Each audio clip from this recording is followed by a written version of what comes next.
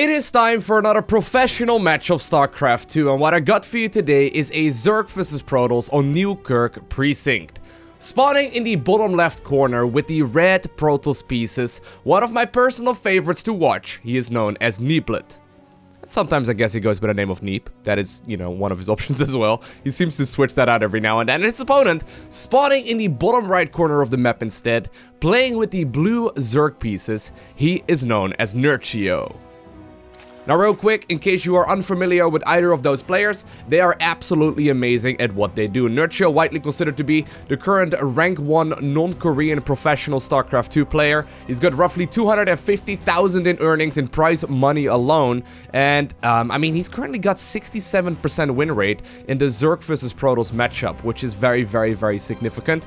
On top of that, he managed to win 2 DreamHacks. He's won a Home Story Cup, he's won a WESG, and basically this man has won all kinds of major tournaments, and he's been dominating the scene for a very long time, and he's actually looking stronger than ever as of late. Very, very fun player to watch, and the one nice thing that I really enjoy about watching Nerchio play is that a lot of his strategies are just simply straight up something you can go ahead and copy, because he plays super solid, straightforward styles where he really doesn't focus on all too many little tiny things. He really just focuses on steady, stable play where he manages to out-macro his opponent.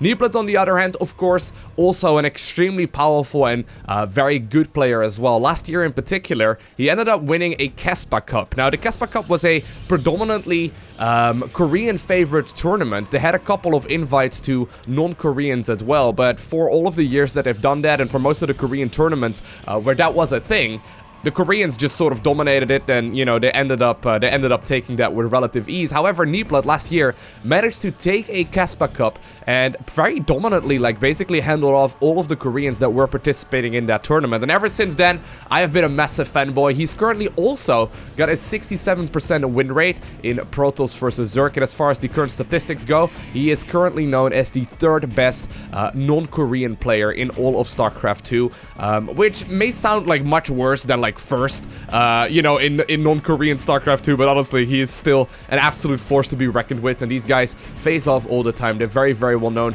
to be going up against each other quite regularly, and of course, since they do participate in quite a lot of tournaments, they are the kinds of players that will study each other's replays, and they will know, roughly at the very least, what strategies either of them will be favoring. Now, of course, one of the strategies that Neeblet made very popular, it looks like he's gonna go for something like that, at least for the moment, is going to be the Archon drops. Of course, he will have to follow this up with a couple more gateways and then a Dark Shrine as well, but he's extremely good at that Archon Harass, and we'll see shortly if that is going to be his plan for this one as well. Now, he managed to delay his opponent's natural for just a little while. He's got the adept across the map now as well, but it looks like the third base has been taken as the natural, and of course, Nerchio, the ladder monster that he is, he will be able to play against this just fine. He's not going to end up losing all too much economy just because he is forced to take his third base as his first expansion. And there, indeed, we do see that quick robotics facility follow-up here, as well, of course, the warp gate, and there we do indeed see the Dark Shrine as well. This is sort of like Neeb's go-to Protoss versus Zerg, it seems like.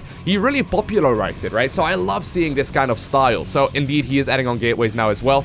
Nerchio, though, he's got the Overlord speed finished up. You will be able to figure out very shortly what it is his opponent will be going for, and he does indeed scout out that the Dark Shrine is going up, so you will be able to respond accordingly. But regardless, basically, what the plan for Neeb is at this point in the game is to try and get a lot of Archons out as early on as he possibly can. He's gonna warp in 4 Dark Templar. He may go for a little bit of harass, although it is getting scouted reasonably early on as well, so I'm pretty sure that Nerchio will be able to defend against the Dark Templar just fine. But then he's going to be able to morph the DTs that he's got into Archons, and he can basically infinitely drop harass his opponents because of that. So indeed, 4 gateways in total will be finishing up shortly. However, it did get scouted by Nerchio, and I wonder if he's going to be able to defend this one in time. So he's got the Roach Warren coming up, he's got the Evolution Chamber coming up as well. Actually, a little bit worried for that Roach Warren. It seems to be a bit on the later end, but the lair about halfway done already. We'll be able to start morphing in those Overseers as soon as the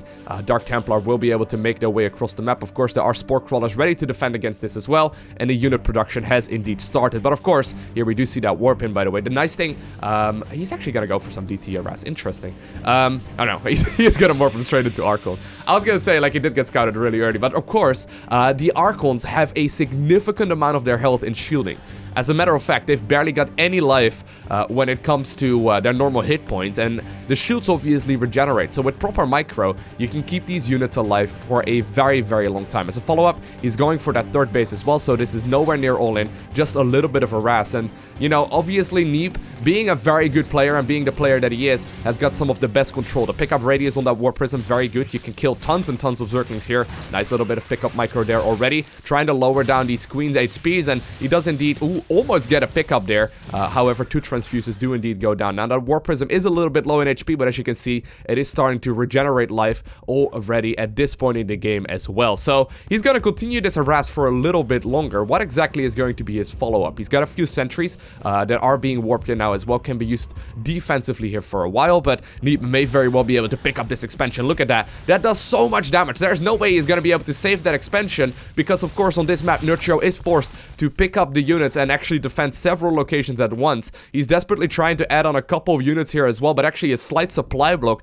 will hurt Nerchio here, and these Dark Templar that were morphed into those Archons are actually doing substantial amounts of damage. And the nice thing is, he can just simply return home just a little while later and give himself a massive lead. Picking up those creep tumors, super painful for a Zerg player to deal with. So really, in the earlier stages of the game, I'm definitely gonna have to give the upper hand here to Neeblet, controlling this beautifully, and as long as he doesn't lose those Archon, he's gonna be able to get a very, very nice lead. Now the fourth base, once again, retaken here by Nerchio. He's getting himself that Roach speed upgrade, the Glio Reconstitution research here as well. Another Overlord actually under some pressure. Couple of Queens trying to snipe away here. Obviously, they do need that high ground vision, so those Overlords are very crucial.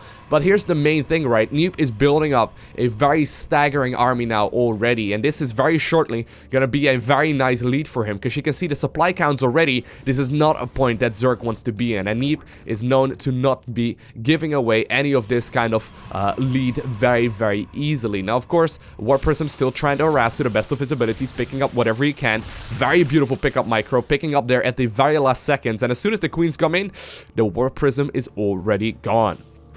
Few Stalkers trying to pick off whatever they can. Actually, the Overlord may just barely get on out of there, but with the constant harass, I'm starting to be a little bit worried here for Nerchio. Now, Nerchio is indeed adding on a lot of Hydralisk here as well. He's playing that Zergling, Roach, Hydra, and probably Baneling composition here. He seems to be favoring that a lot as of late, sometimes switches into the Lurker play as well. But here's the thing, right? There's already quite a lot of Immortals out, and those Archons are very great at picking up that kind of army composition as well. And while there are a few Roaches trying to make their way across the map and the fourth base location of the Protoss does get blocked, it looks like Neeblet will be able to start picking that one up with relative ease. Of course, these rocks, or this cooling tower rather, will be needed to knock down as well if he wants to start defending this a little bit easier. But there indeed, the Nexus does get started. Blink is just about to finish up, and really solid game here so far by Neeblet, really not missing a beat. Now, of course, this may actually force the cancel. Pylon immediately being target fired down. Blink forward though,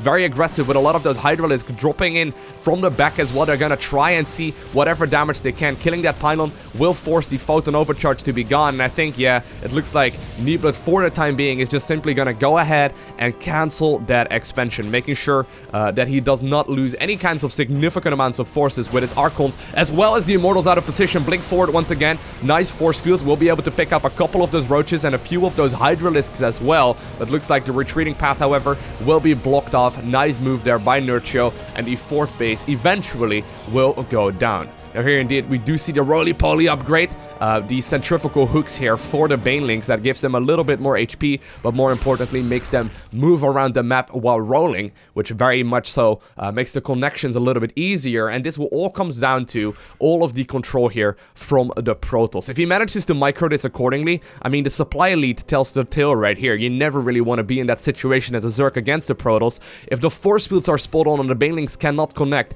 this is going to be an extremely difficult fight for Nerchio to hold. Now, Nerchio does have solid upgrades. He does have a very powerful army, morphing in a lot of those Banelings actually, and Neeb moving a little bit deeply on creep here. While a lot of the tumors do indeed get killed, that creep does take a little bit of time to recede as well. Warp Prism joining the battle, and this is still a very tricky fight. With a few proper force fields, half of this army can easily be picked off. But of course, the ladder machine here immediately getting that upgrade or that supply lead all of a sudden. This is just what Nerchio does. Beautiful move there, actually moving off creep really aggressively, forcing that Protoss player to get back in trouble. But here's the follow-up. We see that robotics bay going up here for Neeb as well. He's getting himself a second robotics facility right there at the third base, and he can start either double producing lurkers, or not lurkers rather, colossi, but more than likely he's going to be using those for disruptors, another key unit in Neeb's composition. But look at this concave, beautiful move here by, oh my god, that blink forward so aggressive, because the force fields immediately shut that one off. But beautiful concave setup right there by Nerchio. However, it is all off creep. These banelings are going to have such a difficult time trying to connect to that. Look at that, target firing them down as well. And while a few of the banes do connect with that stalker clump, I am getting a little bit worried here for Nerchio. He's starting to move off creep. He's got that hive. I think he's just got it finished up right now, right? Yeah, he does have indeed the hive finished up, and on top of that, he's getting himself a spire so he can start up the greatest spire as well, which maybe is saving grace. But those double disruptors are being produced now as well with that robotics bay done, and this is where the fights become very, very, very tricky. Of course, Neeb will need to try and respond here accordingly. He's got a lot of units. He does not want to be engaging here on creep if he can at all avoid it, but it looks like Nerchio so far has not he's not really had any issues moving off creep to try and get the engagement that he wants. But so far the force fields have been absolutely spot on. Once again, the Zerg looks to be on the prowl. The hive is actually, wait, I thought he already did finish. Am I crazy? Did he not already finish up the hive? Maybe I'm a crazy person right here. He's getting it right now. So those great Aspire units that Nerchio so very much so likes to switch into is going to be a little while away. But still, there are a lot of Zerg forces out on the map though. This is still a very, very scary army. If you look at the upgrades, you can see that both players are looking very, very solid. Nerchio a little bit ahead in that department. And here we go. He's trying to move forward. Disruptor balls, the Purification Novas being activated. However, immediately the Zerg player does move back upon spotting those to come in as well. A few of the adepts actually trying to move by, and that shade does not get cancelled, so they indeed will be killed. Few Zerglings trying to cross as well, and slowly but surely Nerchio is making its way into a reasonable game once again. The early game has been very much so spot on here for Neeb, but I gotta be honest, Nerchio is climbing his way back into this match. He did take some rough losses in the earlier stages of this one, but he's slowly climbing his way back into this one, although he needs to be very careful against the disruptor hits. Beautiful connections there, getting a lot of solid kills there, and while the Zerg is trying to connect there and the banelings do indeed make their way through the force fields, these fights are still so tricky here for the Zerg player to try and deal with, because in the end, it is 4 bases against 4 bases. Great Aspire immediately does get morphed in, and the Adrenal Glands upgrade right now for the Zerglings as well. There is not really going to be a follow-up here for Neeb. He's not got a Stargate or whatever out here to be ready to engage against this. Once again, a huge Purification Nova does go down. Nice Fungal Growth, however, does pick up a significant amount of those units, but still, there are so many Protoss units, once again, with that aggressive blink forward. A lot of these Zerglings, they've got proper upgrades, but they're trying to connect with Stalkers, which usually is a great idea, but at this point, I'm really starting to be worried here for Nerchio. A lot of his units, like for example these Corruptors, do indeed get picked up as well, and those are the kinds of units that he needs if he wants to deal with all of the Stalkers on the ground, because he needs to morph those into Brute Lords. Now sadly for Nerchio,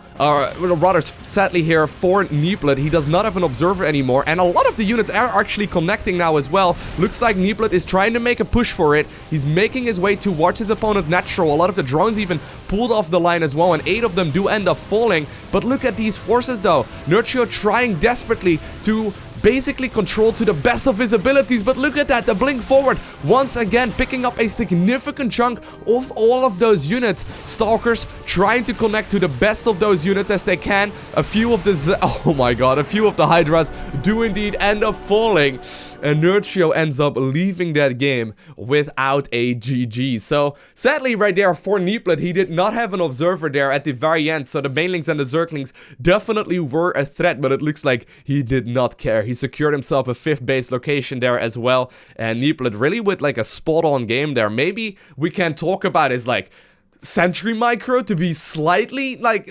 missed, I guess, because a few of the Banes connected, but other than that, that was a near flawless execution there by a beautiful strategy by Neeb. I mean, that Archon Harass really, like, halted the Zerg player, right? Really what it does is, like, it forces the Zerg to just simply sit back as they have to dedicate a lot of resources and defenses to try and deal with it, and Neeb did not end up losing any of them, and he just simply secured himself a 4th base and righted the game from there on out. Beautiful little move there. I hope you guys enjoyed watching the game. If you did, make sure you hit that like button down below. And if you want to see more, make sure you subscribe so you get a notification as soon as I upload more. Other than that, I want to thank you for watching. Have an amazing day. Do not forget to smile, alright? And I will see you in the next one.